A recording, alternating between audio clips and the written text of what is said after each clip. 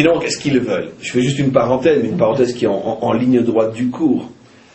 Finalement, ils veulent qu'on revienne aux frontières de 67. Pour nous, les frontières de 67, ça a un nom. C'est intéressant parce qu'ils ne veulent pas appeler les choses par leur nom. C'est les frontières d'avant la guerre des 6 jours. D'accord? Mais ils peuvent pas dire revenez aux frontières d'avant la guerre des 6 jours. Parce que la guerre des 6 jours est la preuve la plus parfaite du fait qu'on n'a rien pris et qu'au contraire on a été agressé, en ce sens que si on ne s'était pas défendu et si on n'avait pas appliqué le principe de Abba le Orgecha, Ashkem ve Orgo, celui qui vient pour te détruire, devance-le et tue-le, et le monde entier le sait, Israël a commis le crime de faire quoi en 67? D'oser ne pas disparaître. Et ça, il ne nous le pardonne pas. Parce que c'est de ça qu'on parle.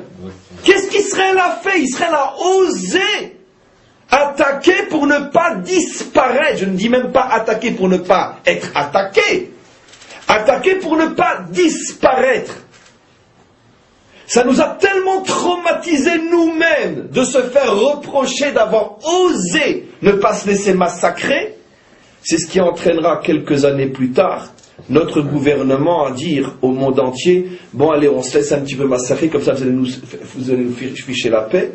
Et en 73, alors que les signes d'une attaque étaient encore plus évidents qu'en 67, notre gouvernement a consciemment décidé de ne pas attaquer le premier, au prix de milliers de morts et d'infirmes jusqu'à aujourd'hui. Ça n'a pas fait taire les nations.